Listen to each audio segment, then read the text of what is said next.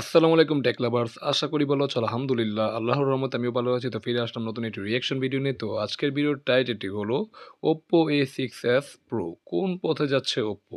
হ্যাঁ, আজকে আমরা Oppo A6s Pro এটার রিভিউ দেখব প্লাস রিঅ্যাকশন করব। যদিও ভিডিওটি ১ মাস আগের, তো সেটা আজকে আমরা দেখব। তো ভিডিওটির নিচে অবশ্যই প্রযুক্তি চ্যানেল থেকে তাদেরকে ফুল ক্রেডিট দেওয়া না, তাদের ভিডিও লিঙ্কটি অবশ্যই আমাদের চ্যানেলের ডেসক্রিপশন বক্সে দেওয়া থাকবে। চাইলে তোমরা চেক আউট করতে পারো। তো চলো বেশি দেরি না করে আজকের ভিডিওর কার্যক্রম শুরু করি। 1, 2, 3 আসসালামু আলাইকুম, স্বাগত। সবাই অনেক ভালো আছেন। আজকে আপনার নেক্সট হলো Oppo A6s Pro, অর্থাৎ আমাদের হাতে ওকে। থাকা যে ফোনটা দেখতেছেন এটার ফুল রিভিউ ভিডিও। এটা নিয়ে আমরা দিন আগে একটা ইমপ্রেশন ভিডিও করেছিলাম, সেখানে টুকটাক আলোচনা করেছি। সো আজকে এই ফোনটা নিয়ে ফুল ডিটেলস আলোচনা করবো। বাট তার আগে বলে রাখি, এই ফোনটার একটা ফিচার আছে যেটা খুবই ইন্টারেস্টিং, সেটা হলো আলট্রা ওয়াইড সেলফি ক্যামেরা। অর্থাৎ আপনি যখন ফোনটা নিয়ে সেলফি ক্যামেরা তুলবেন, যেটা পোর্ট্রেট মোডে হতে পারে, নর্মাল মোডে হতে পারে, তখন অটোমেটিক ভাবে এই ক্যামেরাটা এআই এর মাধ্যমে নর্মাল মোড থেকে আলট্রা ওয়াইড মোডে চলে যাবে, অর্থাৎ 1x জুম থেকে 0.6x জুমে চলে যাবে। সো আপনাকে আর নিজে থেকে চেঞ্জ করতে হবে না, জাস্ট ক্লিক করে ক্যাপচার করলেই ছবি তোলা হয়ে যাবে। ভেরি ইন্টারেস্টিং এই আলট্রা ওয়াইড সেলফি ক্যামেরাটা এই ফোনে নিয়ে এসেছে Oppo। তার পাশাপাশি ফোনটার ব্যাপারে যদি আমি ইন ডিটেলস আলোচনা করতে যাই, ফোনটা আমরা ফুল বক্স আকারে পাইনি, তবে ফোনটার সাথে আপনারা পেয়ে যাবেন হলো 80 ওয়াটের সুপারবুক ফাস্ট চার্জার। ওকে। এবং তার পাশাপাশি এই মোবাইলটা যদি আমি ডিজাইন এবং আউটলুকের কথা বলতে চাই, মোবাইলটার ব্যাক প্যানেলে যে মাউন্টেন ফরেস্ট ডিজাইনটা রয়েছে, যেটা অনেকটা রিফ্লেক্টিভ টাইপ, আপনারা সূর্যের নিচে একটু রিফ্লেক্ট করলে দেখতে পারবেন, এইটা আমার কাছে বেশ ইউনিক লেগেছে। তার পাশাপাশি না, ডিজাইনটা আসলে ইউনিক বা ডিজাইনটা আসলে সুন্দর, খারাপ না। মানে খারাপ না, বেশ সুন্দর লাগছে। ঠিক আছে? হ্যাঁ, ডিজাইনটা অনেকটা ওই যে মাউন্টেন যে মানে যেরকম দেখতে হয় বা যেরকম কালার ওরকমই মনে হচ্ছে। ঠিক আছে? যেটা দেখতে আসলে সুন্দর। যদিও ক্যামেরা শেপের ডিজাইনটা এটা একদম কমন ডিজাইন, এটা প্রতিটা মোবাইল ফোনে আমরা দেখতে পাই। তো এটা আহামরি কোনো চেঞ্জ নাই। বাট এমনি Oppo র ডিজাইনটা কি সুন্দর হয়েছে এই আরকি। তো চলো বিউটি প্লে করি। ফোনটা কিন্তু বক্সি শেপ ডিজাইনে এসেছে, এবং আচ্ছা। সেই সাথে এই মোবাইলটার ব্যাক প্যানেলে ক্যামেরা হাউসেও কিন্তু আমরা দুইটা ক্যামেরা দেখতে পাচ্ছি। তার পাশাপাশি এই ফোনটাতে IP69 কে ওয়াটার ওয়াও! এবং ডাস্ট রেসিস্ট্যান্ট সার্টিফিকেশন রয়েছে। যেটা কিন্তু খুবই ভালো। IP69 কি পাচ্ছি, যেটা কিন্তু ওয়াটার এবং ডাস্ট রেজিস্ট্যান্স এ খুবই ভালো। মানে পানিতে তুমি ডুবিয়ে-চুবিয়ে ভিডিও শুট করতে পারবে বা ফটোগ্রাফি করতে পারবে, কোনো সমস্যা নেই। বা পানিতে যদি ফোনটা পড়েও যায়, কোনো সমস্যা নাই। যেটা কিন্তু আসলেই ভালো। আর সাথে তো ধুলাবালি থেকে ফোনটা রক্ষা করবে, যেটা কিন্তু আসলেই গুড সাইন। তো চলো বিউটি প্লে করি। হচ্ছে, অর্থাৎ আপনার এই ফোনটা যদি পানিতে পড়েও যায় তাহলেও কিছু হবে না, তবে আপনারা পানিতে অযথা ফেলে আবার দেখতে যাবেন না, কারণ বারবার ফেলতে থাকলে একটা সময় প্রবলেম হতেও পারে। সেই সাথে ডিসপ্লেতে যে ইন ডিসপ্লে ফিঙ্গারপ্রিন্ট স্ক্যানারটা রয়েছে, সেটা যথেষ্ট ফাস্ট এবং স্মুথ কাজ করে। টাচ করার ওকে। সাথে সাথে আনলক করা যাচ্ছিল, এবং ফিঙ্গারপ্রিন্ট স্ক্যানারের পজিশন আমার কাছে মনে হচ্ছে যে একদম ঠিকঠাক জায়গায় রয়েছে। এবং এই মোবাইলটাতে 7000 মিলি অ্যাম্পিয়ারের বিশাল ব্যাটারি রয়েছে, 80 ওয়াটের চার্জার রয়েছে, এবং ওকে। তার পাশাপাশি এত বড় ব্যাটারি সহ এই ফোনটাতে যে কুলিং সিস্টেমটা রয়েছে সেটা হলো ভিসি কুলিং সিস্টেম। সো আমরা অনেক হেভি ইউজ করেও ফোনটা খুব সহজে আমরা হিট হতে দেখিনি, যেটা আমার কাছে বেশ ইমপ্রেসিভ মনে হয়েছে। তার পাশাপাশি চার্জ ব্যাকআপটাও ফোনের আমরা বেশ ভালো পেয়েছি। একবার চার্জ দিয়ে আমরা অলমোস্ট 3 দিনের কাছাকাছি চার্জ ব্যাকআপ পেয়েছি, যেটা ওয়াও! খুবই মানে একবার চার্জ দিয়ে তুমি ৩ দিনের মতো মানে ব্যাকআপ পাচ্ছ। এটা কিন্তু আসলেই গুড সাইন। মানে যদি তুমি নরমাল ইউজ করো বা মডারেট ইউজ করো, তাহলে ৩ থেকে মানে ২ থেকে ৩ দিনের মতো কি ব্যাকআপ পাবে। আর হেভি ইউজ করলে তো ১ থেকে ১.৫ দিনের মতো ব্যাকআপ পাবে, যেটা কিন্তু আসলেই গুড সাইন। মানে চার্জার সরি ব্যাটারি ২ টা কম্বোটা কি একদম পুরোপুরি পারফেক্ট কম্বো বলা যায়। ঠিক আছে? আর বিসি কুলিং মানে ভেপার কুলিং মানে চেম্বার সিস্টেম আছে যেটা, ওটা কিন্তু আসলেই ভালো। মানে মোবাইলটাকে মানে হিট জেনারেট করলেও ওটা কি ঠান্ডা করে দেয়, যেটা কিন্তু আসলেই গুড সাইন। তো চলো ভিডিওটি প্লে করি। ইমপ্রেসিভ। এবং টানা যখন আমরা এই ফোনটা দিয়ে ভিডিও দেখেছি, মিডিয়া কনজিউম করেছি, আই মিন মুভি টুভি দেখেছি, তখন এই ফোনটার স্ক্রিন অন টাইম অর্থাৎ চার্জ ব্যাকআপ পেয়েছি অ্যারাউন্ড 10 ঘন্টার কাছাকাছি। সেই ওকে। সাথে মোবাইলটা যদি এবং বাটন এবং পোর্টসের কথা বলতে চাই, রাইট সাইডে রয়েছিল ভলিউম রকার এবং পাওয়ার বাটন, লেফট সাইডে কিছু নেই। মোবাইলটার উপর অংশে রয়েছিল স্পিকার এবং নয়েজ ক্যান্সেলেশন মাইক, নিচের অংশে রয়েছিল main speaker, primary mic, USB type C charging port এবং সিম কার্ড ট্রে। দেন এই মোবাইলটার ইউআই এক্সপিরিয়েন্সের কথা যদি বলতে চাই, ফোনটা out of the box Android 16 operating system দিয়ে এসেছে। সেই সাথে 8 জিবি র্যামের পাশাপাশি 8 জিবি ভার্চুয়াল র্যাম ইউজ করার সুবিধা রয়েছে। আর ইউআই এর মধ্যে যদি অ্যাপস এর কথা বলতে চাই, টুকটাক বেশ কিছু আননেসেসারি অ্যাপস রয়েছে, আপনারা চাইলে সেগুলো ধরে ধরে ডিলিট করে দিতে পারেন। এগুলো ছাড়া এটার ইউআই খুবই স্মুথ, কারণ ওপ্পোর ইউআই নিয়ে অ্যাকচুয়ালি কমপ্লেন করার কিছু নেই। সো এই ফোনটার ইউআইও আমাদের কাছে ঠিক অন্যান্য ওপ্পোর প্রিমিয়াম ফোনগুলোর মতোই লেগেছে, যথেষ্ট স্মুথ ইউআই রয়েছে। এবং তার পাশাপাশি এই ফোনটাতে কিন্তু 6 বছরের ফ্লুয়েন্সি সার্টিফিকেশন রয়েছে, অর্থাৎ এখন আপনারা যেমন পারফরমেন্স পাচ্ছেন, ওপ্পো দাবি করতেছে 6 বছর পর্যন্ত আপনারা এই ফোনটা থেকে। যেটা কিন্তু আসলেই ভালো। মানে Oppo A6s Pro যেটা মানে তারা ৬ বছর দাবি করতেছে যে এটার একটা পারফরম্যান্স কি মানে ৬ বছর ধরে কি টানা পারফরম্যান্স পাওয়া, যেটা কিন্তু আসলে গুড সাইন। বাট এটা আসলে কতটা কাজের বা ৬ বছর কি আদৌ পাবো কিনা সেটা ফোনটা ইউজ করার পর কি বোঝা যাবে। ঠিক আছে? বাট তারা যেহেতু ক্লেম করতেছে, আই থিংক ৬ বছর না হলেও যদি মিনিমাম ৩ থেকে ৪ বছর যদি ঠিকঠাক পারফরম্যান্স ধরে রাখতে পারে, তাহলে কি সেটাও কি খুবই ভালো। তো চলো ভিডিওটি প্লে করি। সেম পারফরমেন্স পাবেন। এটা খুবই ইমপ্রেসিভ। লং টাইম একটা ফোন ইউজ করার সময় যদি ফ্লুয়েন্সি সার্টিফিকেশন থাকে এটা ভালোই হয়। তার পাশাপাশি এই মোবাইলের ডিসপ্লেটা হলো 6.57 ইঞ্চি সাইজের অ্যামোলেড ডিসপ্লে, সাথে 120 হার্জ রিফ্রেশ রেট রয়েছে। ডিসপ্লে রেজলিউশন হলো 2372/1080 পিক্সেল এবং পিক্সেল ডেনসিটি হলো 480 পিপিআই। ডিসপ্লে চিন এবং ভেজেল এরিয়ার কথা যদি বলতে চাই, চারদিক থেকেই চিকন। চিনটা একটু মোটা মনে হবে, বাট আমার কাছে ওভারঅল সিমেট্রিক্যাল টাইপ, অর্থাৎ চারদিক না, থেকে আমার কাছে অবশ্যই সিমেট্রিক্যাল মনে হচ্ছে না। কারণ তুমি যদি দেখো, হ্যাঁ, উপরে যে মানে চিনটা বা বেজেলটা ওটা একটু ন্যানো মনে হচ্ছে। বাট ২ পাশের চিনটা না আবার একটু মোটা, বাট ২ টাকে সিমেট্রিক্যাল রাখার চেষ্টা করছে। আর নিচের বেজেল যেটা ওটা একটু বেশি মোটা। মানে উপর থেকেও মোটা, ২ পাশের বেজেল থেকেও একটু মোটা। বাট ওভারঅল ডিসপ্লেটা বেশ সুন্দর। একটু রাউন্ড শেপ মনে হচ্ছে, বাট পুরোপুরি রাউন্ড শেপ ডিসপ্লে না এটা, ঠিক আছে? বাট ওভারঅল ডিসপ্লেটা বেশ সুন্দর, বেশ কালারফুল একটা ডিসপ্লে। তো যেটা কিন্তু আসলেই ভালো। আর পাঞ্চুল কার্টনটা মনে হচ্ছে একটু বেশি বড় হয়ে গেছে এই আরকি। এটা আরেকটু ছোট করলে তাহলে দেখতে আরেকটু সুন্দর লাগতো। বাট তারা একটু মনে হচ্ছে একটু বড় করে ফেলেছে এই আরকি। বাট ওভারঅল ঠিকঠাক আছে, খারাপ না। তো চলো ভিডিওটি প্লে করি।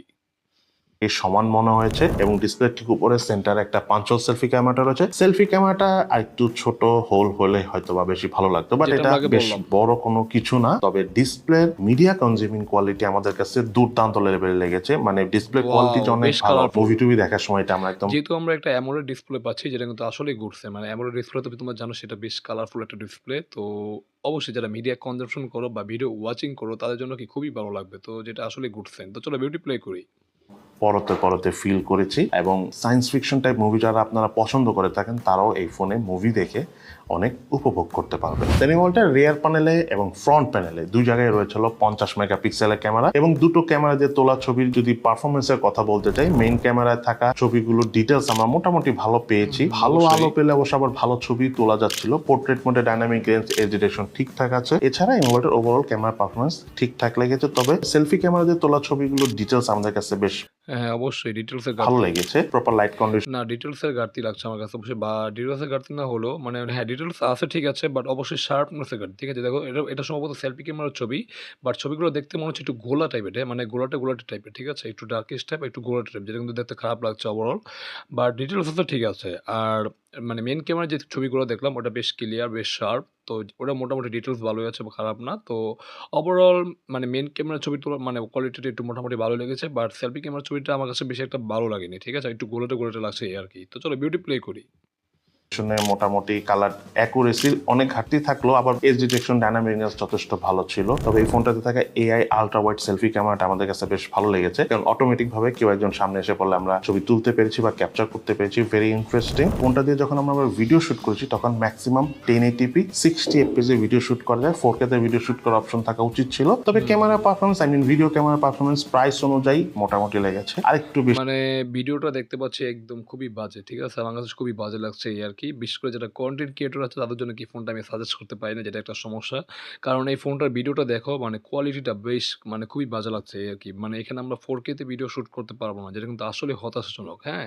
আর ভিডিওটা কিন্তু স্টেবল না। একদম নাড়ানাড়ি, কাঁপাকাঁপি, একদম যা বলা মানে একদম খুবই একদম কি হযবর একটা অবস্থা, ঠিক আছে?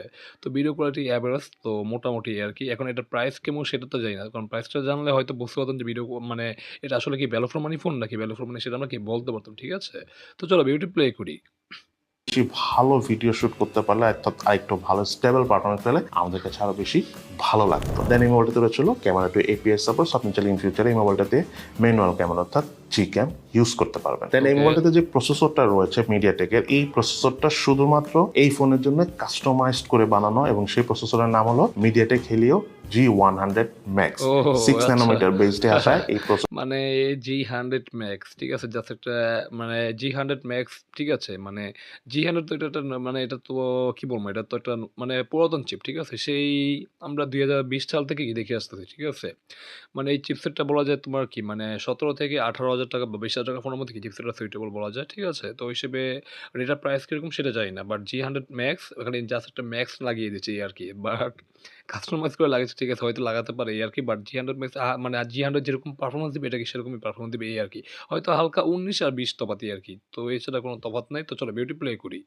প্রসেসরটা হলো 4G ভ্যারিয়েন্টের প্রসেসর। এটা অ্যাকচুয়ালি 5G ভ্যারিয়েন্টের প্রসেসর হলে হয়তো আমাদের বেশি ভালো লাগতো। যাই হোক, এই মোবাইলের আন্তর্জাতিক স্কোর পেয়েছি আমরা 6,11,465। মানে মোটামুটি মানে এন্ট্রি লেভেল থেকে মিড রেঞ্জের কাছাকাছি যায় এরকম একটা মানে এরকম একটা কি এটা চিপসেট বলা যেতে পারে। কারণ এটা মিড রেঞ্জের চিপসেট না, এটা কি আবার এন্ট্রি লেভেলের চিপসেট মানে এন্ট্রি লেভেল থেকে মিড রেঞ্জে যায় এরকম একটা চিপসেট বলতে পারো। তো মোটামুটি যারা শখের গেমিং করে তারা গেমিংও করতে পারবে, আর রেগুলার কাজ বাদ কোনো সমস্যা নেই। ভিডিও এডিটিং থেকে শুরু করে রেগুলার কাজ সবই করতে পারবে, কোনো সমস্যা নেই। বাট যারা হেভি গেমিং করো বা মানে কি হেভি গেমিং করার জন্য নিতে চাচ্ছ ফোনটা, তাদের জন্য কি ফোনটা সুইটেবল না, ঠিক আছে? কারণ ফোনটা ঠিকঠাকভাবে কি তোমাকে ব্যালেন্স পারফরম্যান্স কি ওটা দিতে পারবে না। বাট যদি মোটামুটি বা মডারেট গেমিং করো তাহলে এই ফোনটা ঠিকঠাক আছে এই আর কি। তো চলো ভিডিওটি প্লে করি।